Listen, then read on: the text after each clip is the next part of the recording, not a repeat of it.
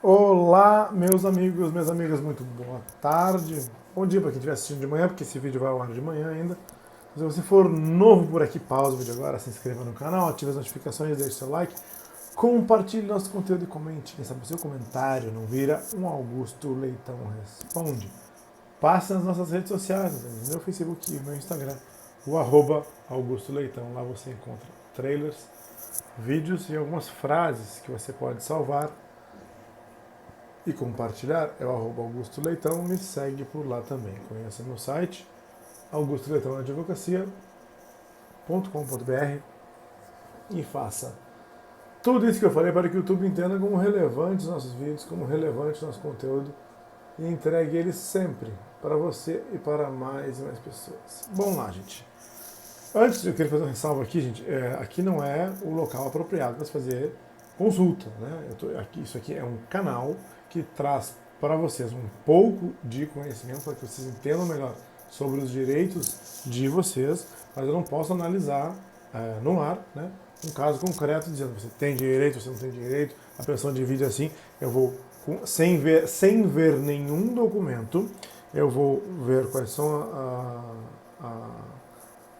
qual é o histórico que vocês apresentam de forma hipotética e vou dizer que se fosse dessa forma, seria assim. Qualquer análise concreta de documentos é preciso procurar o seu advogado de confiança ou outro e agendar um atendimento, uma consulta. Tá? Faça essa ressalva para que não digam, me consultei, eu vou lá no canal. Isso não existe. Tá? Então vamos lá. Senhora Arali Peixoto, o comentário dela é de uma linha bem curtinho, mas ela está falando sobre o caso da eventualidade das pensionistas militares e dos militares eventualmente irem para o INSS. Coisa essa que eu já disse aos senhores que eu penso que isso não vai acontecer, pelo menos agora, e nem nos próximos dias, nem nos próximos meses, com as leis que nós temos hoje. Não vejo o INSS limitando, por exemplo, um oficial general da reserva podendo receber no máximo R$ 7.000. Não imagino que isso seja viável, possível de acontecer. A intenção que houve do Poder Executivo foi de deixar debaixo do INSS a gestão das aposentadorias de servidores. Militares não são servidores, militares não têm aposentadoria. E esse projeto de lei que está tramitando na Câmara dos Deputados, é um projeto de lei complementar, ele não menciona militares em momento algum, então fiquem tranquilos com relação a isso. Até o próprio vídeo que eu coloquei no ar, na capa e no título eu já digo, não, militares não vão para o INSS. Mas aí eu explico no vídeo as razões e o que eu acompanhei desde a publicação da Lei 13954 e da tramitação do PL 1645 no Congresso Nacional. O que disse a Arali Peixoto sobre isso? Caso isso venha a acontecer, militares irem para o INSS, seria o fim da carreira dos militares. Concordo com a Arali, penso parecido com ela. Tá? E esse desconto de 10,5% que a pensionista de ex-combatente desconta é para quem? Olha, os 10,5% são para custear as pensões de ex-combatente, seja do próprio ex-combatente, seja da pensionista de ex-combatente. Qual é a diferença? É que antes a pensionista não descontava, não contribuía, e depois da Lei 13954 as pensionistas de ex-combatente também descontam. O que está errado é descontar de ex-combatente, de pensionista de ex-combatente, 10,5%, que é a alíquota regular, que é a alíquota da contribuição para a pensão especial, e embutir aqui e descontar mais 3% porque ela é filha. Não pode, porque quem desconta 3% é a filha de militar. 3% é percentual de desconto de contribuição extraordinária de pensão militar e não de pensão especial de ex-combatente. O Exército está fazendo isso com excesso e está em erro. Pensionista de ex-combatente que desconta 10,5% mais 3% está errado. Tá? Mas eu sou pensionista, na verdade, de veterano de guerra. Bom, aí muda tudo. O veterano de guerra tem um tratamento igual ao do militar normal, e aí eu estou diante de você, uma pensionista militar, e não um pensionista de ex-combatente. A pensionista militar, ainda que ele seja um veterano de guerra que tenha estado na guerra, a pensionista militar pode descontar 13,5% se for filha. A pensionista de ex-combatente não. Tá? Islândia. Esse boato, voltando ao assunto, de os militares eventualmente irem para o INSS, este boato, doutor Augusto, surgiu no ano passado. Assisti a sua live. Gente, vocês vão dar licença um segundinho.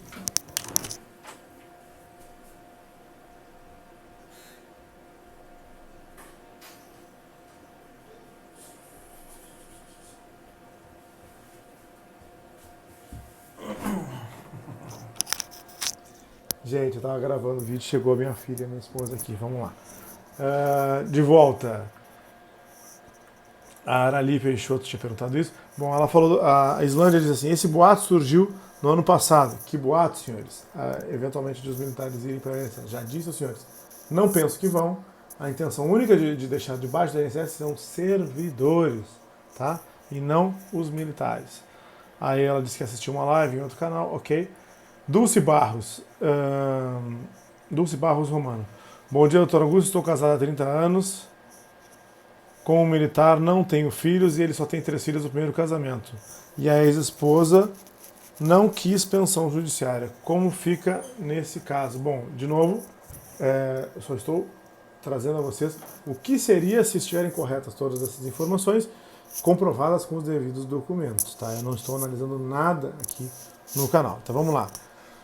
Ela disse que ela tem três filhas e ela é casada, né? E a ex-esposa não pediu pensão alimentícia. Bom, se a ex-esposa não recebe pensão alimentícia, a ex-esposa não tem direito à pensão militar, ok? A pensão vai ser dividida. Se nenhuma das filhas for da senhora Dulce, metade da pensão vai ficar com a senhora Dulce e a outra metade vai ficar dividida igualmente entre as 3 filhas.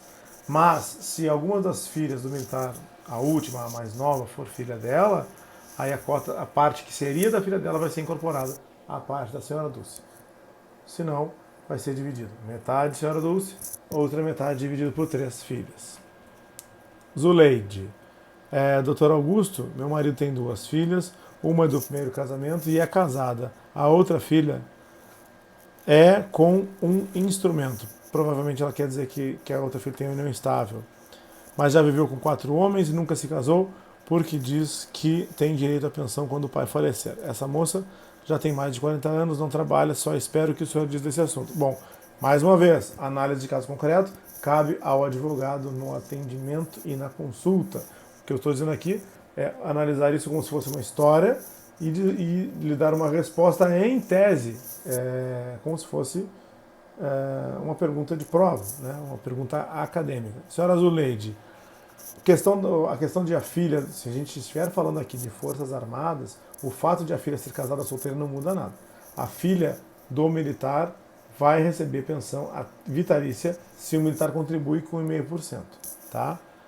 Então não muda nada se a filha é casada, se não é casada, se ela não casou, só fez união estável. E outra, casamento e união estável hoje tem o mesmo efeito jurídico. Toda vez que uma lei falar em casamento, a gente tem que fazer a leitura casamento ou união estável, tá? Então não muda nada fazer escritura pública para não casar, para ser só companheira, para não ser filho. E não há a necessidade da filha ser solteira para receber pensão militar das Forças Armadas, senhora Zuleide. Cláudia. Boa tarde, sou pensionista da Marinha, estou com a margem negativa e meu empréstimo está em estoque há mais de 2 anos. Peguei meu contra-cheque de dezembro e colocaram a parcela tirando do meu bruto. Diminuiu R$ 1.650. Falaram que não pode comprometer 30% e passou disso. Aí, Cláudia, vai depender de uma análise do seu contra-cheque para ver se tudo que está sendo descontado supera 70% e te deixa com menos de 30%. Então não tem como te dizer isso. A lei protege os militares para que os militares, na verdade é a medida provisória 2215, artigo 14 e seus parágrafos, os militares têm que receber pelo menos 30%. Não diz que as pensionistas têm que receber 30%. Mas em todas as decisões judiciais que eu vi, o entendimento é que a estrutura remuneratória da pensionista, como é igual à do militar, a pensionista também tem que receber, no mínimo, os 30% e pode comprometer, por outro lado, 70% dos seus proventos, da sua pensão militar bruta. Tá? Então, só analisando o seu contra-cheque para ver se passou. Se passou, eles têm que modificar isso. Helena. Bom dia, como fica a filha adotada de uma amante que só apareceu depois da morte do militar? Fui casada por 32 anos, me separei por conta da traição mas não sabia que ele tinha adotado uma filha dela.